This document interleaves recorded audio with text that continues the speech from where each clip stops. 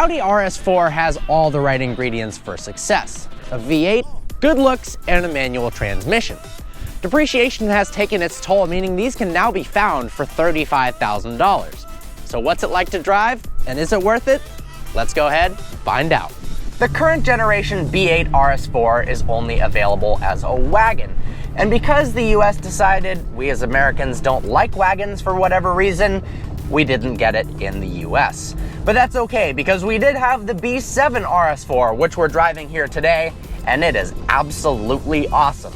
We've got a 4.2-liter V8 up front, which is very similar to the original Audi R8's V8. It produces 420 horsepower and 317 pound-feet of torque, with no aids of turbochargers or superchargers. The RS4 is only available in all-wheel drive. That's Audi's Quattro system. The power split is 40% in the front and 60% in the rear, to give it characteristics slightly more like a rear-wheel drive car, while still having that daily drivability and the ability to be driven in inclement weather.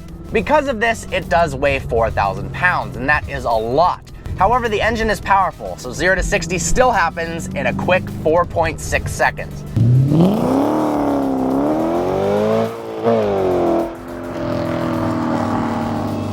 Now, I think the best part about the RS4 is that it was only available in a manual. This is kind of the last of the generation of big naturally aspirated V8s, a manual transmission in a sedan. This reminds me, in a way, of the E39 BMW M5. Now, this is a 2007, so it was more in the generation of the E60 M5, but something about the brute force, that epic V8 rumble, and the really, really awesome handling characteristics for a vehicle that really is a family sedan, it's just special.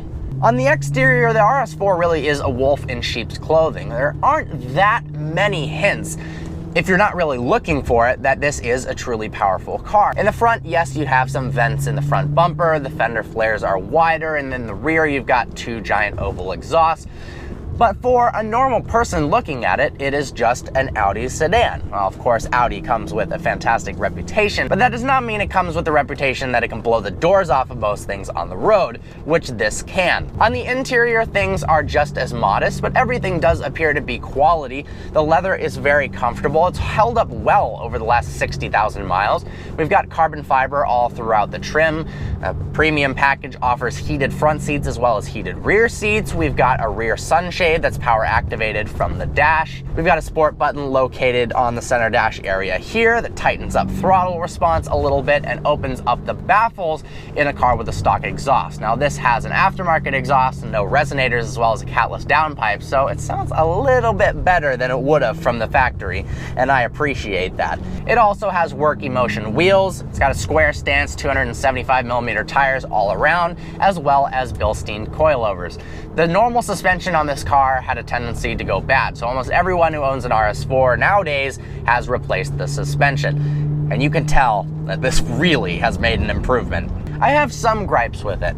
The seating position is far too high. I almost feel like I'm sitting in an SUV, and no matter how low you put the seat down, it's all the way down. You just feel like you're too on top of the car. In the interior, things also squeak and rattle quite a bit. Pressing up against the seat makes these weird leather squeaks that happens with older cars, but not really something you'd expect on what was a $70,000 car, and it's only got 60,000 miles on it. Aside from those minor things, which really aren't even issues, it starts to get really cool very quick. With an 8,000 RPM redline,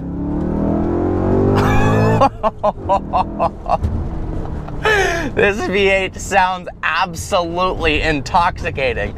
And what's even better is the gearbox is perfect. It's so easy to flick downshifts that you can actually rev it through the gears and row through the gears and experience the sound and power of that beautiful naturally aspirated V8. The steering is relatively light, but it feels very precise, much more so than what I'm used to from newer Audis. It feels glued to the ground and wants to go exactly where you place it on the road. Oh my God. The throttle response is just perfect. The clutch is light, but not in a bad way.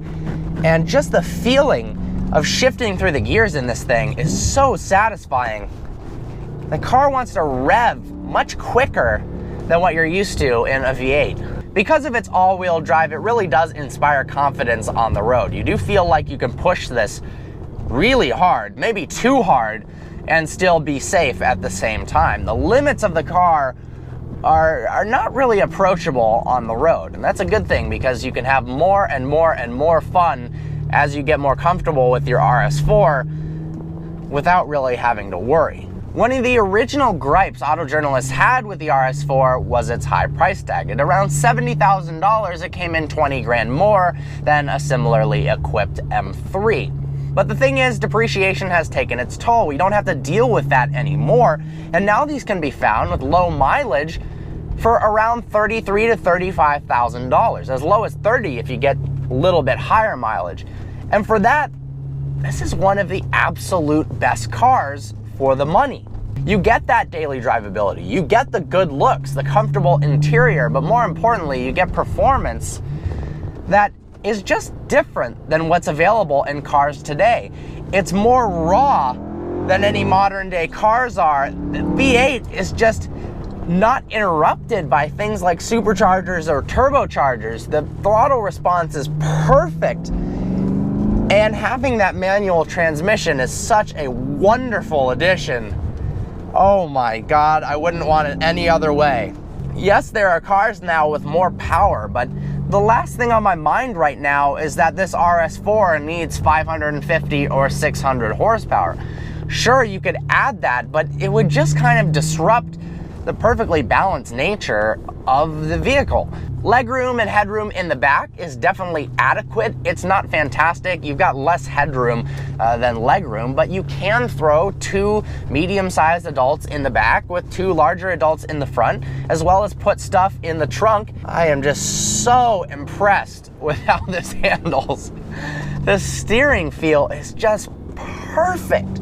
It's a little bit more deadened than what you'd be used to in maybe a BMW M3 or M5, but in almost a positive way. Everything is just so smooth, and that V8, while it has the growl typical to V8 engines, it does feel silky smooth, like it's got this awesome Audi German refinement to it.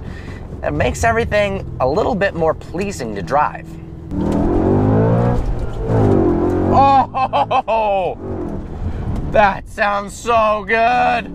As you push it harder, it just becomes a better and better and more fun to drive car. Oh my God.